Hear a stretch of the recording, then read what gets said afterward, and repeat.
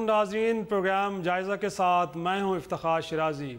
اس سے پہلے کہ آج کے موضوع کے اوپر پروگرام کا باقاعدہ آغاز کریں اور ڈسکشن کو اوپن کریں، آج کچھ ذکر اسلام آباد میں ہونے والی سارک وزرائے داخلہ کانفرنس کا۔ اگرچہ یہ کانفرنس 8 ملکوں کا اکٹھ تھی اور جس کے اندر دہشت گردی اور اس سے جڑے دیگر مسائل کو حل کرنے کے لیے ایک ایجنڈا طے کیا گیا تھا، لیکن دیکھا یہ گیا کہ آج کانفرنس کے تیسرے اور آخری دن یہ بنیادی طور پہ 2 ملکوں کے درمیان میدان جنگ کی شکل اختیار کر گیا یہ فورم، اور وہ 2 ملک کون سے ہیں؟ یقینی طور پہ پاکستان اور بھارت۔ پہلے مرحلے پہ بھارتی وزیر داخلہ راج ناتھ سنگھ نے ایک دھواں تقریر کی، اور اس تقریر میں نام تو نہیں لیا گیا لیکن تمام تیروں کا رخ پاکستان کی طرف تھا، اور یہاں تک کہہ دیا گیا کہ دہشت گردوں کی مدد کرنے والی ریاستوں کے خلاف بھی کارروائی ہونی چاہیے۔ پھر اس معاملے پہ پاکستان کے وزیر داخلہ چودھری نثار علی خان بھی چپ نہیں رہے، اور جیسے وہ ملک کے اندر اپنے سیاسی حریفوں کو للکارتے ہیں، آج بھارتی وزیر داخلہ کو بھی اسی زبان میں جواب دیا انہوں نے، اور ایک بھرپور انداز میں تقریر کی، جس تقریر میں انہوں نے کشمیر اور کشمیر کا ذکر کرتے ہوئے گو کہ بھارت کا نام نہیں لیا، لیکن کہا یہ کہ وہاں پہ آزادی کی جنگ لڑنے والوں کو دہشت گرد کہنے کے بجائے شہید کہا جائے، اور ساتھ میں یہ کہ الزامات کی سیاست کے بجائے مذاکرات کے اگر راہ پہ چلا جائے تو تب جا کے مسائل حل ہوں گے۔ اور یہی تقریر تھی جس کی وجہ سے راج ناتھ سنگھ، جو پہلے پاکستان آمد پہ اپنے استقبال سے بڑے ناراض تھے، ان کے خلاف شہر بھر میں بہت بڑے بڑے بینرز لگے، اور بینرز کسی اور نے بلکہ اس ملک کے تاجر برادری تک نے بھی لگائے، اور ساتھ میں جس 5 اسٹار ہوٹل میں یہ مذاکرات ہو رہے تھے اس کے باہر بھی حریت کانفرنس سے لے کے دیگر کئی جماعتوں کے افراد موجود تھے جو احتجاجی نعروں سے راج ناتھ سنگھ کا استقبال کر رہے تھے۔ اور صرف یہاں تک نہیں بلکہ بلوچستان میں وہاں کے وزیر داخلہ سرفراز بگٹی نے ایک پریس کانفرنس کی، اور انہوں نے بھی کہہ ڈالا کہ یہاا پہ علیحدگی پسندوں کو کوئی اور مدد فراہم نہیں کر رہا بلکہ مدد بھارت سے آ رہی ہے۔ یہ ساری چیزیں جب ہوئیں تو اس کے بعد لگتا یہ کہ راج ناتھ سنگھ کے لیے اسلام آباد میں آکسیجن کی لیول کو کافی کم ہوگی، ان کو سانس لینے میں تکلیف ہو رہی تھی، اور وہ بجائے یہ کہ رات کا عشاء اٹینڈ کرتے، دوپہر کا کھانا کھائے بغیر واپس چلے گئے۔ اور اس دوران بھارت کا میڈیا بھی پاکستان کی طرف چڑھ دوڑا، اور اب تک کی جو وہاں سے اطلاعات مل رہی ہیں کہ پاکستان کو بہت بلیم کیا جا رہا ہے، اور یہاں تک کہا جا رہا ہے کہ شاید پاکستان سفارتی آداب بھی بھول گیا ہے کہ ایک مہمان کو کیسے ریسیو کیا جاتا ہے اور اسے کیسے اٹینڈ کیا جاتا ہے، یہ سارے آداب پاکستان بھول گیا ہے۔ لیکن الٹیمیٹلی ہوا کیا؟ یہ فورم ساک فورم کے جو ایک بنیادی طور پہ علاقائی تعاون کے لیے بنایا گیا تھا، اس آج کا ایجنڈا جو تھا بنیادی طور پہ مسائل کو حل کرنے کے لیے جو طے کیا گیا تھا، اس کے اوپر تو بات نہیں ہوئی، وہ ایجنڈا کہیں دھرا کا دھرا رہ گیا، اور اس سارک کانفرنس کا وہی حال ہوا جو پچھلے 20 برسوں سے ہو رہا ہے جب سے یہ تنظیم وجود میں آئی ہے۔ اب آتے ہیں اپنے اصل موضوع کی طرف، اور اصل موضوع اس ایک شعر سے بات کروں گا کہ لائے اس بت کو التجا کر کے کفر ٹوٹا خدا خدا کر کے۔ بالآخر 2 سال بعد مسلم لیگ نون کی پارلیمانی کمیٹی کا اجلاس ہوا ہے۔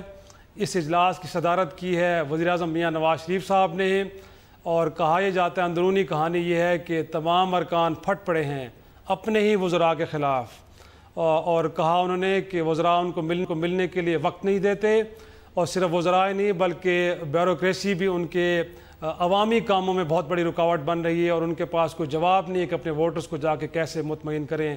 انہوں نے یہاں تک بھی کہا کہ وزراء نون لیگ کے منشور کے اندر سب سے بڑی رکاوٹ ہیں۔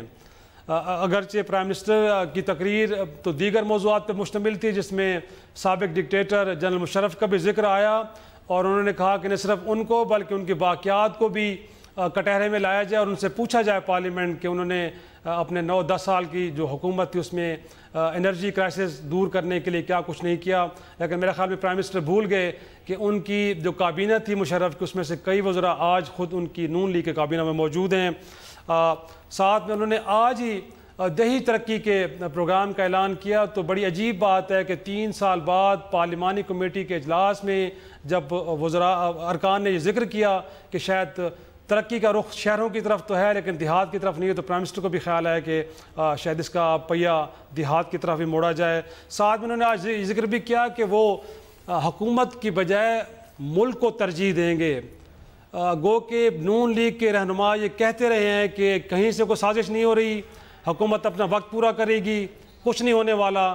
لیکن آج کا یہ بیان اگین ایک خدشے کا, ایک خوف کا اظہار کر رہا ہے. وہ انہیں پرائم منسٹر کو یہ کیوں کہنا پڑا کہ وہ حکومت پر ملک کو ترجیح دیں گے؟ ان کو لگتا ہے کہ شاید 7 اگست یا 6 اگست سے شروع ہونے والی تحریک کہیں ان کو پرابلم میں تو نہیں ڈالے گی, اور اگر ڈالے گی تو وہ یہ میسیج دینا چاہ رہے ہیں ان لوگوں کو کہ شاید وہ حکومت کو نہیں بچائیں گے بلکہ ملک کو بچائیں گے.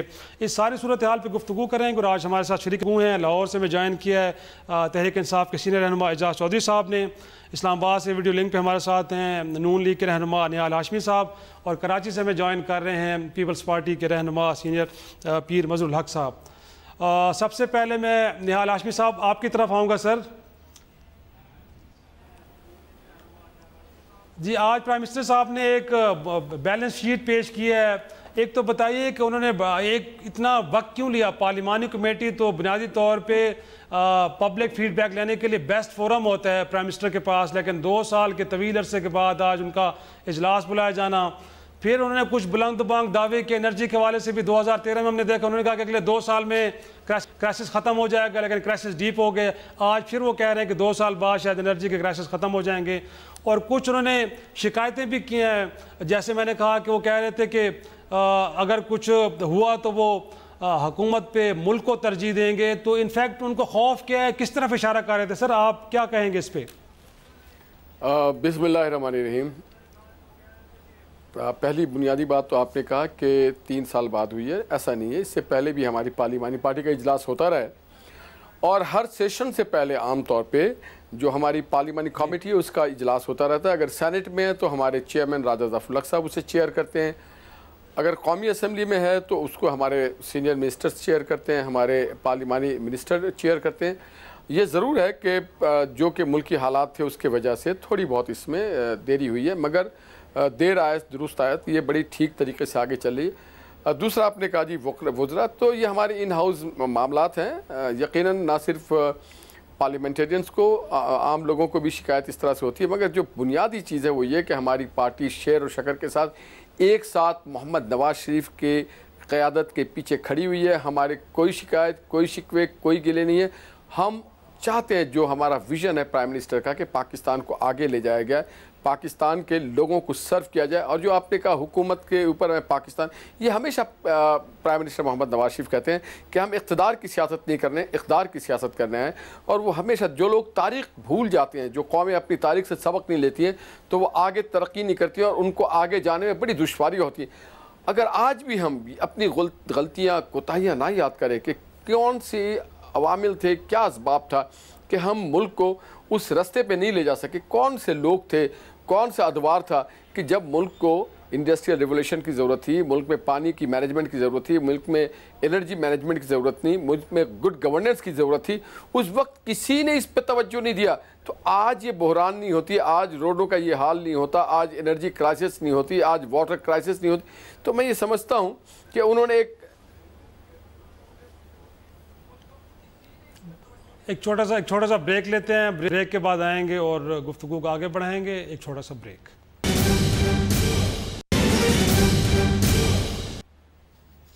پروگرام میں ایک بار پھر خوش آمدید.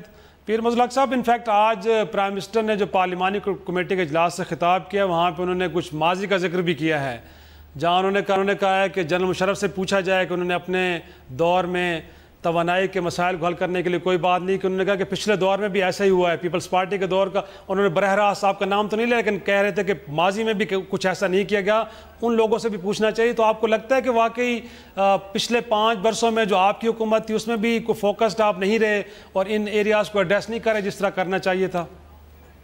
میرے خیال میں وہ تو انہوں نے بہت اپریشیٹ کیا جب تھر کول کا وہ بلاکس کا معائنہ کرنے گئے تھے. ہمارے اس وقت کے سی ایم صاحب بھی ان کے ساتھ تھے. تو 4 بلاک جس سے ہم نے تھر کول سے بجلی پیدا کرنے کے منصوبے بنائے, جو ابھی 2018 میں انشاءاللہ اسے بجلی پیدا ہوگی اور انرجائز کریں گے, یہ ایک تو بڑا کارنامہ تھا. پھر یہ ہمارا ایک ونڈ زون ہے جھمپیر کے پاس, وہاں جو ہم لوگوں نے پریزیڈنٹ صاحب جو اس وقت کے تھے آصف علی زرداری صاحب, انہوں نے خود اس کا افتتاح کیا, جس میں ایک فوجی فاؤنڈیشن کا تھا, ایک ٹرکش کا تھا, اور وہ ونڈ مل جو جس کے ذریعے بجلی پیدا کرنے کے یہ بڑے منصوبے تھے.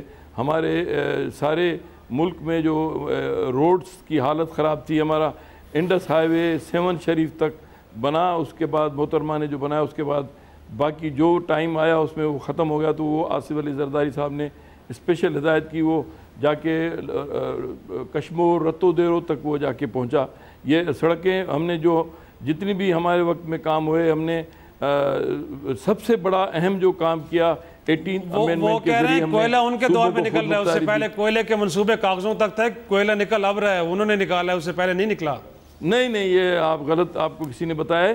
یہ میں خود گیا تھا, اپنے جو ہمارے پرائم منسٹر تھے راجہ پرویز اشرف, اس کے ساتھ یہ مبارک سمر پتہ نہیں کیا کہتے ہیں نا, سمر مند مبارک, ان کے ساتھ ہم گئے تھے. وہاں پر وہ 4 بلاک ہم نے اپنی آنکھوں سے دیکھے. اب آپ تو اسے تو نہیں کہا نا, کوئی کاغذوں میں تھا.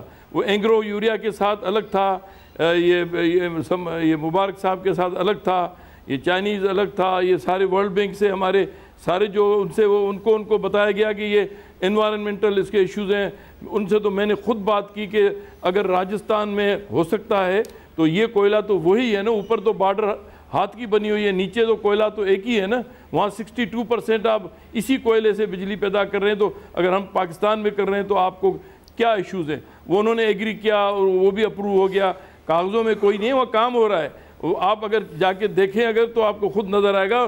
اور ابھی نواز شریف صاحب بھی گئے تھے تو انہوں نے بھی آنکھوں سے دیکھا, بڑا انہوں نے اپریشیٹ کیا. اور اب جو دیکھیں نا, اب ان ایشوز کو ان کو لے کے چلنا چاہیے. جو ہم نے منصوبے ہمارے رہ گئے وہ پورے کریں, جب یہ جائیں گے تو دوسرا آنے والا پورا کرے. اس پہ پالیٹکس کے بجائے ہمیں اپنے پاکستان کا سوچنا چاہیے کہ اس وقت جو حالت ہے, 3 سالوں میں لوڈ شیڈنگ بھی ختم نہیں ہو سکی, تو ہم اس پہ ان کے پر ہم نہیں تنقید کرتے.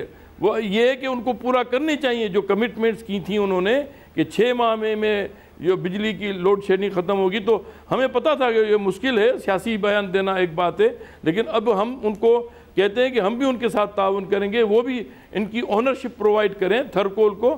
یہ دنیا میں چیپسٹ فارم ہے بجلی پیدا کرنے کا. اس پہ ہم آپس میں لڑنے جھگڑنے کے بجائے کریڈٹ لیں, وہی لیں. ہم نے تو شروع کیا, وہ پائے تکمیل تک وہ پہنچائیں, کریڈٹ ان کو مل جائے گا. اس میں کوئی بری بات نہیں.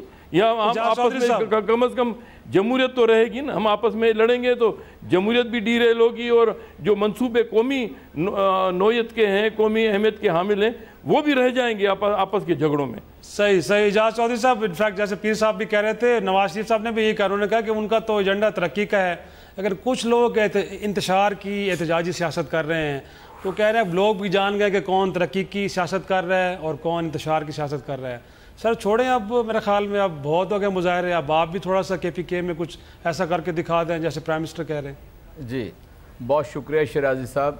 پہلا تو آج اس بات کا تذکرہ کرنا بہت ضروری ہے کہ 68 برس میں پاکستان کو کئی مرتبہ کشمیریوں کی قربانیوں کے نتیجے میں یہ موقع ہاتھ آیا ہے کہ وہ بین الاقوامی برادری کے سامنے مقبوضہ کشمیر کا مقدمہ رکھ سکیں, اور وہ اپنی جانیں قربان کر کے یہ کام کرتے ہیں. آج 28واں روز ہے اور 62 لوگ جو ہیں وہ شہید ہو چکے ہیں, اور ہزاروں ہیں کہ جو پیلٹ گن سے جن کی بصارت جو ہے وہ ہمیشہ کے لیے اس سے محروم ہو گئے ہیں, اور ہزاروں ہیں جو زخمی ہیں اور جیلوں کے اندر قید ہیں. میں سمجھتا ہوں کہ چوہدری نثار صاحب نے جو بات کی ہے, پوری حکومت کو اس کے اوپر پیرا دینا چاہیے, اور حکمرانوں کے جو ذاتی تعلقات ہیں بھارت کے حکمرانوں کے ساتھ, اس کو پس پش ڈال کر کشمیریوں کی آواز پہ لبیک کہنا چاہیے. میں کہنا یہ چاہ رہا ہوں کہ گفتار کے غازی اور کردار کے غازی میں بڑا فرق ہوتا ہے. جس طرح آج ڈانٹ کے بٹھا دیا انہوں نے سارے ممبران اسمبلی کو, وہ ان وزراء کو بھی ڈانٹ کے بٹھا سکتے ہیں کہ خبردار TOR کے اوپر اتفاق کرو, کوئی سسٹم بننے دو, سب کا احتساب کرو. سب سے پہلے میرا ہونا چاہیے اس لیے کہ میں چیف ایگزیکٹو ہوں, اس کے بعد عمران خان کا ہونا چاہیے اس لیے کہ وہ سب سے زیادہ زور لگاتا ہے کہ احتساب ہونا چاہیے, وہ سب سے زیادہ احتساب کی بات کرتا ہے, میرا اور اس کا اکٹھا ہونا چاہیے. میں تو یہ اصل میں اس سے نتیجہ نکالنا چاہتا ہوں. لیکن چونکہ وہ ایک خوفزدہ شخص ہیں اور ماضی میں بھی خوف زدہ رہے ہیں, مشرف کا ذکر کیسے کر سکتے ہیں جس سے معافی مانگ کے معاہدہ کر کے یہاں سے دم دبا کے چلے گئے تھے, اور وہاں پر جا کے 8-10 سال ادھر ادھر سیر سپاٹے کر کے کاروبار وغیرہ سیٹ کر کے چوری چکاری کے پیسے سے وہ وہاں سے واپس آئے ہیں. اس لیے تحریک انصاف اپنے جدوجہد کے اندر یا ساری اپوزیشن اپنی جدوجہد کے اندر بالکل جائز ہے. ہم کوئی ایسا کام نہیں کر رہے جس سے حکومت کا نظام متاثر ہو, ریاست کا نظام متاثر ہو. آئین کہتا ہے کہ اگر پارلیمنٹ کے اندر سر آپ نے 1 سال تاخیر کروا دی, چائنی پریزیڈنٹ آ رہے تھے, آپ کے دھرنے کی وجہ سے تاخیر ہوئی تو حکومتی امور میں مداخلت ہو. جی میں یہ سمجھتا ہوں کہ ہم ایک فرلانگ کے علاقے میں بیٹھے رہے تھے, چائنیز پریزیڈنٹ جو تھا وہ اس کے سبب یعنی آ کے رکا رہا. اسی طرح کی یہ اس وقت بھی یہی کیفیت ہے. یعنی ہم تو ایک کہتے ہیں آپ دھرنے دیتے ہیں اس ملک میں انویسٹر نہیں آتا. سر وہ کہتے ہیں آپ دھرنے دیتے ہیں, کوئی سرمایہ کاری نہیں کرتے ہیں. میں عرض کرتا ہوں 2 باتیں ہو سکتی ہیں نا, یا تو مودی اور بلومبرگ کی مثالیں ہمیں دیتے ہیں کہ ریٹنگ بڑی اوپر ہو گئی ہے, یا یہ بات درست ہو سکتی ہے کہ کوئی ہماری وجہ سے یہاں پر انویسٹمنٹ کرنے نہیں آتا. اگر اس ملک کے اندر روزانہ 6 ارب روپیہ روزانہ قرض لیا جا رہا ہے, اور مہنگا ترین قرض لیا ان 3.5 سالوں کے اندر میاں نواز شریف صاحب نے, مہنگا ترین. اور یہ جو IMF کا توق ہے نا پاکستان کے گلے میں, یہ بھی 1991 میں جب پہلی دفعہ وزیر اعظم بنے تھے نا تو انہوں نے ہی ڈالا تھا. آج ایک بچہ 1.25 لاکھ روپے کا مقروض ہے پاکستانی, اور پاکستانی 70% آپ کے اپنے ادارے بتاتے ہیں وہ خط غربت سے نیچے زندگی بسر کر رہے ہیں. اس لیے یعنی ہمارا لوگوں کے پاس جانا کہ یہ انہیں بتایا جائے کہ ان کی غربت, ان کی بے روزگاری, ان کے لیے مہنگائی, ان کے لیے ہسپتال نہ ہونا, ان کے لیے زندگی کی دیگر جو ضروریات ہیں وہ پوری نہ ہونا کا سبب یہ ہے کہ ملک کی جو رولنگ ایلیٹ ہے وہ کرپٹ ہے, وہ پیسہ کھا جاتی ہے, وہ چوری کرتی ہے, اور چوری کرنے کے بعد ان کے ذاتی کاروبار بلکہ بزنس کی امپائر, کاروباری سلطنتیں اتنی بڑی بڑی ہو گئی ہیں کہ ایک چھوٹا حقیر پاکستانی انہیں کبھی نظر نہیں آتا. آگے دیکھ لیں ہسپتالوں کے اندر ایک بیڈ کے اوپر 3 مریض پڑے ہوئے ہیں, لیکن یہاں پر ایک چھوٹا سا بریک لیتے ہیں. ایک کے بعد انفیکٹ جی بالکل گفتگو کو آگے بڑھائیں گے, ایک چھوٹا سا بریک, اور بریک کے بعد نہال ہاشمی صاحب سے بھی پوچھیں گے کہ احتجاج تو جمہوریت کا حسن کہا جاتا ہے, تو پرائم منسٹر صاحب خوف زدہ کیوں ہیں؟ پھر ان کا یہ کلیم کہ ملک میں دہشت گردی ختم ہوگی, کیا واقعی نہال ہاشمی صاحب کو بھی ایسا لگتا ہے کہ ہاں یہ معاملہ مکمل طور پہ ختم ہو گیا کہ نہیں, ابھی تک پرابلم اپنی جگہ پہ موجود ہے, اور اس کو حل کرنے کے لیے نیشنل ایکشن پلان پہ جو عمل ہونا چاہیے جس انداز میں ویسا ہو رہا ہے کہ نہیں ہو رہا ہے؟ ایک چھوٹا سا بریک کے بعد جواب لیں گے. پروگرام میں ایک بار پھر خوش آمدید. ہاشمی صاحب, انفیکٹ آج پرائم منسٹر کا یہ کہنا ہے کہ وہ حکومت پہ ملک کو ترجیح دیں گے, بہرحال ایک تاثر لیا جا رہا ہے کہ شاید کوئی خوف کا ایلیمنٹ ہے. ساتھ میں ان کا یہ بھی کہنا ہے کہ ملک سے دہشت گردی ختم ہو گئی ہے, یہ نون لیگ کا سب سے بڑا کارنامہ ہے. لیکن آپ اس ملک میں دیکھ رہے ہیں سیکٹیرین کلنگز بھی ہو رہی ہیں, انتہا پسندی, اپنی جگہ پہ عدم برداشت, ایلیمنٹس موجود ہیں. سر نیشنل ایکشن پلان پہ جس طرح عمل ہونا چاہیے تھا, بہرحال یہ حقیقت ہے کہ ویسا نہیں ہو سکا. کیا لگتا ہے آپ کو ترجیحات کیوں بدلی ہیں سر؟ افتخار بھائی, اگر آپ کو اجازت دیں تو میں آپ کو یاد کراؤں کہ ہزارہ کمیونٹی کے لوگ ایک ہی ساتھ 70 50 20 ہلاک کر دیے جاتے تھے. ان کی بسوں پہ فائرنگ ہوتی تھی, ان کی اجتماعی قتال بنایا جاتا تھا. اسی طرح سے گلگت بلتستان میں جو فرقہ وارانہ دہشت گردی تھی اپنے عروج پہ تھے, لوگوں کو بسوں سے اتار کے قتل کیا جاتا تھا. اسی طرح سے لاہور, کراچی, پنجاب, ہر جگہ مساجد, بارگاہوں, جلسوں, جلوسوں پہ بے شمار دہشت گردی ہوتی رہی. آج آپ مجھے اس کی لیول بتائیں, وہ لیول 10% سے بھی کم ہے. دوسری طرف یہی پولیس تھی, یہی رینجرز تھی, یہی فوج تھی. پولیٹیکل ول نہیں تھا, نواز شریف نہیں تھے پاکستان کی لیڈرشپ میں. جب پولیٹیکل ول آیا, نواز شریف آئے, تو انہوں نے ایک بات ڈیسائیڈ کیا کہ اس ملک کے لوگوں کی جان و مال کی حفاظت کرنا حکومت کی. تو ہمیں وہ ہنر آتا ہے کہ اپنی لا انفورسنگ کی صلاحیتوں سے کیسے فائدہ اٹھایا جائے, اور ان کو کس طرح سے ڈپلوائے کیا جائے, اور اپنے لوگوں کو کس طرح سے پرامن کیا.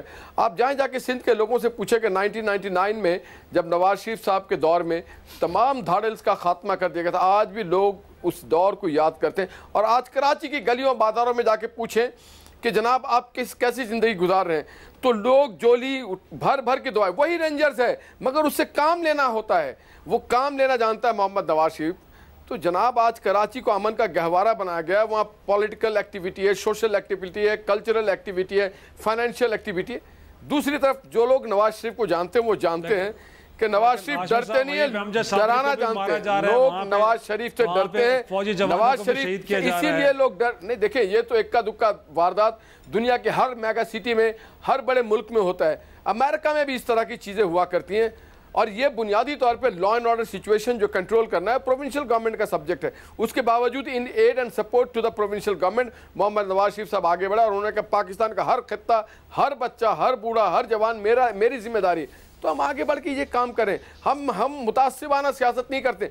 अगर लाहौर और पिंडी और मुल्तान में मेट्रो बस है तो कराची में मेट्रो बस है, अगर लाहौर में यहाँ पे मोटरवे है तो कराची में भी है, सक्खर में भी है, पिंडी में भी है, पेशावर में भी है, ग्वादर में भी है। तो नवाज शरीफ डरते नहीं है, नवाज शरीफ से लोग डरते हैं। ये अल्लाह ताला ने उनके शक्ल पे, उनके किरदार पे वो रोब डाला है, वो अजमत डाली है कि लोग। और आज हमारी पार्टी में कोई लड़ाई झगड़ा नहीं होता। हम शेर व शिकार रहते हैं, जिन्होंने आपको मुखबरी की होगी, और ना ही हमें हमारे यहाँ डांट पिटकार करना, तो बड़े मोहब्बत से सारे काम होते हैं। मुखबरी नहीं हुई सर, अंदर के लोगों ने बताया कि असदुर्रहमान साहब को तो उन्होंने बड़ा गुस्से से बिठा दिया है कि नहीं, गुस्से से नहीं, उन्होंने कहा क्रिटिकल हो रहे थे थोड़े से। लेकिन को देही प्रोग्राम सर आज याद आया, 3 साल हुकूमत गुजर गई, देही प्रोग्राम के हवाले से आज उन्होंने इनिशिएटिव लिया है। आप शहरों की तरक्की की बात कर रहे हैं, मेट्रो की बात कर रहे हैं। इफ्तिखार भाई, देही में 70 साल में पहली बार किसी ने ज़राअत की तरफ तवज्जो दी, किसी ने ग्रीन ट्रैक्टर दी, किसी ने ज़राअत को इस तरह से बूस्ट किया, किसी ने खेत से लेके मार्केट तक रोड बनाना शुरू किया।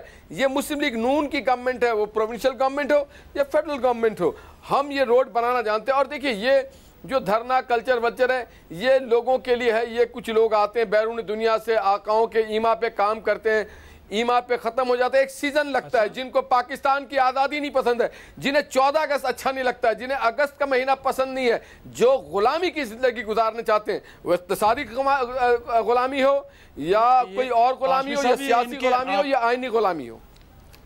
इनके अकाउंट के बारे में कुछ पता लगाया सर आपने? आप जी पता है, जिनके पास कनाडा के पासपोर्ट हैं, जो उनके लोग हैं, जो जाकर के बैरूनी मुल्क, जिनके असासे हैं, जिनके सियासी सारे मामलात बैरूनी मुल्क हैं, जिनको पाकिस्तान के लोगों ने बल्दियाती इलेक्शन में, कैंटोनमेंट बोर्ड के इलेक्शन में, कश्मीर के इलेक्शन में, गिलगित बल्तिस्तान के इलेक्शन में, और जो हमारे यहाँ ज़मनी इलेक्शन हैं उसमें रद्द कर दिया लोगों ने।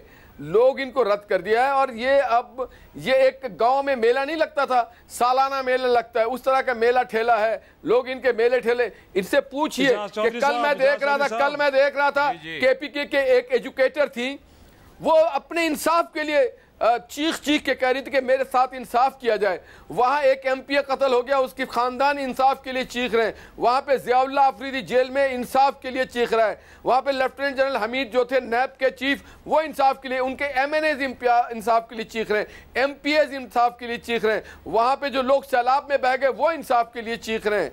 जी जी, तो एजाज चौधरी साहब वो कह रहे हैं एजेंडा बैरूनी आप इस्तेमाल हो रहे हैं सर, ये क्या कह रहे हैं वो? बैरूनी एहसासे हमारे तो नहीं है शिराजी साहब, वो कह रहे एजेंडा बैरूनी, आप किसी के इशारे पे काम कर रहे हैं सर। ये तहरीक आपकी अपनी नहीं है, किसी और की है। ये तय कर लीजिए कि बैरून मुल्क असासे किसके हैं। बैरून मुल्क असासे इनके हैं, और जिनके बैरून मुल्क असासे हों वही दबते हैं बैरूनी ताकतों से।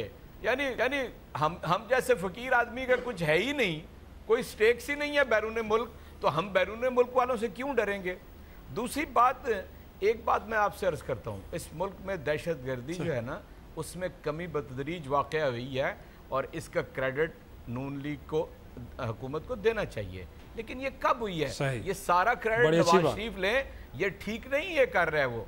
देखें, जो ये हुआ दिसंबर 2014 में वाक़या हुआ बच्चों के स्कूल का, पूरी कौम, सारी सियासी जमातें वो एक जगह पे जमा हुई, उसके नतीजे में जनरल राहील शरीफ ने कौम इत्तेफाक कायम हुआ। इसलिए मैं समझता हूँ कि तारीखी तौर पे हकायक को बिल्कुल सीधा स्ट्रेट रखना चाहिए।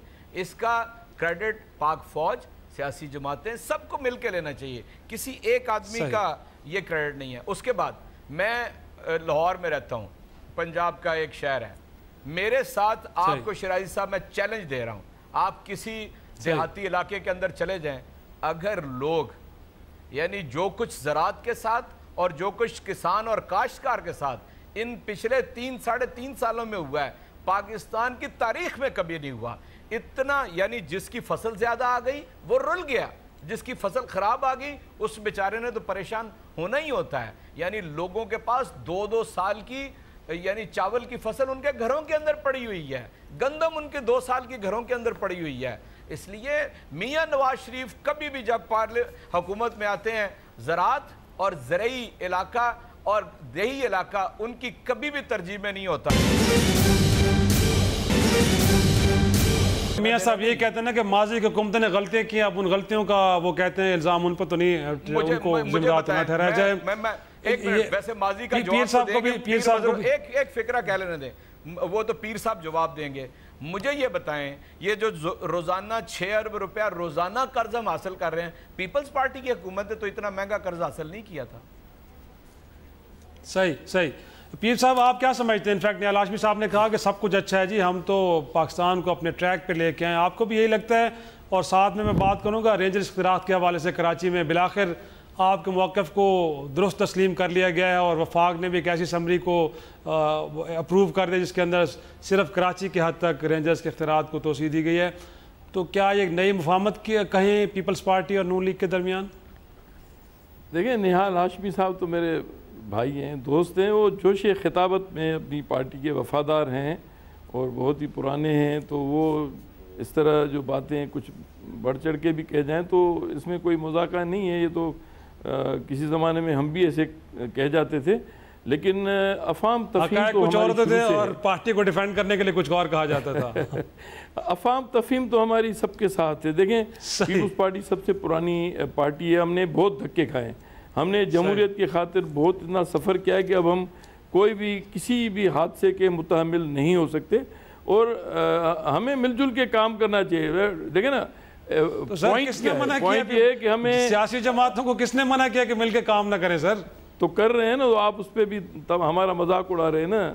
ہم تو یہ کہہ رہے ہیں کہ ہم نے یہ کیا، تو آپ کہہ رہے ہیں افہام تفہیم تو نہیں ہو گئی، تو اچھی بات ہے اگر ہو گئی بھی ہے۔ ہماری تو تحریک انصاف کے ساتھ بھی افہام تفہیم ہے۔ ہم تو چاہتے ہیں کہ پاکستان کو ترقی دلانے کے لیے ہمیں اب کام کرنا چاہیے۔ یہ سیاست بازیاں، آرگیومنٹس، کاؤنٹر آرگیومنٹس کر کے ہم نے اپنا امیج اپنے عوام میں بھی خراب کر دیا ہے۔ میڈیا تو ویسے ہی ہم پہ مہربان ہے، تو اب تو ابھی انف از انف، ہمیں چاہیے کہ کچھ کام بھی تو کریں نا۔ اب اگر دیکھیں چودھری صاحب کی بڑاپن کتنا ہے، انہوں نے کہا کہ بھائی یہ کریڈٹ بالکل وہ لے رہے ہیں، یہ اکیلا نہیں لینا چاہیے، اور نیال بھائی کو بھی چاہیے تھا کہ یہ سب کا ملا جلا ہے۔ اب یہ آپ نے 2 دن پہلے تک، کل تک تو یہ اتنا تھا سندھ نے یہ کیوں نہیں کیا، سندھ نے وہ نہیں کیا، اب دیکھیں وہ بات حل ہو گئی نا۔ یہ کوئی اس پہ کوئی اتنا ایشو بنا کہ اب امن امان جو ہے طے شدہ بات ہے کہ یہ رینجرز اور پاکستان آرمی کی سپورٹ سے قائم ہوا ہے۔ یہ بالکل اس پہ دو رائے کسی کی بھی نہیں ہے۔ آپ کسی سے پوچھیں گے، ہر کوئی آپ کو بشمول ہماری حکومت کے، سندھ کے، سب یہ کہیں گے۔ لیکن بات یہ ہے کہ قاعدے اور قانون اور آئین کے اگر دائرے میں رہ کے کریں گے تو وہ اس میں تھوڑا سا دیر لگ جاتی ہے، تھوڑا سا۔ اب اس کا مطلب یہ نہیں ہے کہ نیتوں پہ شک کر دیں اور ایسی لینگویج یوز کریں کہ یہ رینجرز کو فٹ بال کی طرح یوز کیا جا رہا ہے۔ بھائی رینجرز کے لیے ہمیں احترام ہے۔ سچی بات یہ ہے کہ میں تو ذاتی طور پہ میں اب بھی یہ کہوں گا کہ سندھ میں اس وقت جو ہے وہ رینجرز کا آپریشن ڈاکوؤں کے خلاف چلنا چاہیے۔ ان کو پولیس اختیار بے شک نہیں دیں، لیکن ان کو جیسے پہلے ماضی میں اپنے بتا رہے تھے نیال ہاشمی صاحب کے، نواز شریف صاحب کے اس دور میں بالکل ہوا، ہم مانتے ہیں ہمارے دور میں بھی ہوا۔ یہ شروع میں پیپلز پارٹی رینجرز کو لے آئی تھی۔ نیال ہاشمی صاحب آپ کی طرف آؤں گا، آخری منٹ ہمارے پاس ہے۔ سر ٹی اور آرز کا معاملہ طے کر دیں، اس سے پہلے 2014 میں بھی یہی ہوا، 4 حلقے تھے، معاملے کو حل نہیں کیا گیا، اتنا بڑا احتجاج ہوا۔ سر ختم کریں اس کو تاکہ جو تحریک شروع ہونے جائے وہ بھی دم توڑ جائے اور ملک میں سیاسی استحکام آئے۔ سر ختم کریں اس معاملے کو، کیوں دیر کر اتنی زیادہ؟ افتخار بھائی، ہم ٹی او آر سے ایک قدم آگے جانا چاہتے ہیں۔ ہم چاہتے ہیں کہ اس کا ایک پائیدار حل نکلے۔ ہم چاہتے ہیں جن لوگوں کے نام پیناما، دیکھیں ہر وہ آدمی جو پاکستان سے سرمایہ لے کے گیا ہے، اگر کوئی اپنی پرسنل کیپیسٹی میں غریب آدمی وہاں پہ بڑے مشکلوں سے پہنچا ہے، مشقتوں کر کے اگر وہ آج بلینئر بن گیا ہے تو اس کو نہیں، مگر ہاں جو سیاسی لوگ ہیں جو پبلک آفس ہولڈ کرتے ہیں ان کے مثلاً اگر کسی کا نام ہے ضرور ڈالیں۔ نواز شریف صاحب کا اگر نام پیناما پیپرز میں ہے تو ان کو ڈالیں۔ اگر علیم خان کا ہے تو ڈالیں، اگر جہانگیر ترین کا ہے ڈالیں، اگر میرا ہے تو ڈالیں، مگر اس کے لیے آئین سازی کرنی ہے، قانون. تو ہم اب امپاور کر رہے ہیں جو 56 کی کمیشن ہے اس کو اور امپاور کر رہے ہیں، اس کو اور ٹرانسپیرنٹ کریں اور سارے دوستوں کو ساتھ لے کے، کیونکہ یہ سانجا ملک ہے. ہم ان کو بار بار یہ سمجھانا چاہتے ہیں چودھری صاحب سمجھ جائیں یہ ملک آپ کا بھی اتنی جتنا ہمارا ہے.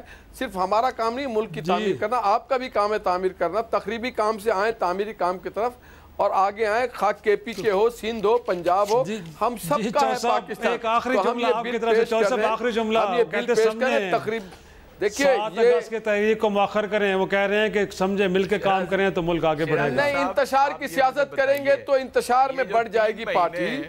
یہ مجھے بات اگر اجازت دیں تو یہ 3 ماہ آخری 3 سیکنڈ ہمارے پاس ٹی او آر کے اوپر کمیٹی بنی رہی ہے، اس میں سے کس نے بیک آؤٹ کیا ہے؟ حکومت نے. ہم تو اب بھی چاہتے ہیں کہ اس میں سے کوئی راستہ نکل آئے. 1956 کے ایکٹ کے اندر ترمیم کرنا ماننا ہے. جو سپریم کورٹ کہتی ہے کہ یہ اس کے نتیجے میں جو اصل مطالبہ ہے وہ پورا نہیں ہو رہا، اس میں آپ ایکٹ میں ترمیم کرنے کے لیے تیار ہیں. یہ بنانے کے لیے آپ تیار نئے انداز میں لائیں گے، اس میں علیم خان کا بھی نام آئے گا، جہانگیر ترین کا بھی نام آئے گا، ہر آدمی کا نام آئے گا. میری طرف سے سب کا نام لے ہیں. اور جس کسی نے بھی 1983 میں 85 میں جب کبھی بھی آف شور کمپنی کھولی ہے ان سب کا نام آئے گا. جمع خاطر رکھیں. میں کہتا ہوں کہ جو بھی چور ہے اس کو پکڑا جائے، جو بھی جس نے بھی آف شور کمپنی کھولی ہے، جس نے ناجائز کیا ہے، جس نے ناجائز کیا ہے. عمران خان کے بارے میں جو اس نے آف شور کمپنی کھولی ہے، کیوں نہیں آپ اسے پکڑتے؟ میں آپ سے کہہ رہا ہوں. نہیں پکڑا جائے گا، قانون بن رہا ہے. اگر وہ قانونی ہوگا تو ان کو کچھ نہیں کہا جائے گا، غیر قانونی ہوگا 3 مہینے سے تو کچھ کر نہیں سکے. کیا کر سکے ہیں؟ اور 3.5 مہینے سے پی ٹی وی پہ حملہ کیا، ہم نے مقدمہ دور کیا، ہم پکڑنے گئے، آپ نے شور مچایا. کرتا ہوں زیادہ سنگین حملہ جو تھا وہ سپریم کورٹ کے اوپر نون لیگ نے کیا تھا. زیادہ سنگین آپ نے پارلیمنٹ پہ کیا تھا، پی ٹی وی پہ کیا تھا، اسلام آباد پولیس پہ آپ نے حملہ کیا، اسلام آباد پولیس پہ آپ نے حملہ کیا، صحافیوں پہ آپ نے حملہ کیا. لیکن وقت ختم ہو گیا ہے. اس میں کوئی شک نہیں ہے کہ پاکستان مسائل میں گھرا ہوا ہے اور سیاسی استحکام بڑا ضروری ان مسائل سے نکلنے کے لیے. اور اس میں بھی کوئی شک نہیں ہے کہ اس معاملے میں انیشیٹو وہ لیتے ہیں کہ جو ڈرائیونگ سیٹ پہ ہوتے ہیں. اس وقت نون لیگ ڈرائیونگ سیٹ پہ ہے تو پہلا انیشیٹو اس طرف سے ہوگا تو یقینی طور پہ باقی بھی اپنا حصہ ڈالیں گے. اگر دہشت گردی کے خلاف جنگ پہ سیاسی جماعتیں متفق ہو سکتی ہیں تو پاناما پیپرز اس سے بڑا کوئی مسئلہ نہیں ہے. یقینی طور پہ 7 اگست ابھی دور ہے، وقت موجود ہے ان کے پاس. اگر چاہیں تو الیکشن کمیشن کی تکمیل ہو یا پاناما پیپرز میں ٹی او آرز کا مسئلہ ہو، اس کو حل کیا جا سکتا ہے. اسی کے ساتھ اجازت دیجیے. خدا حافظ.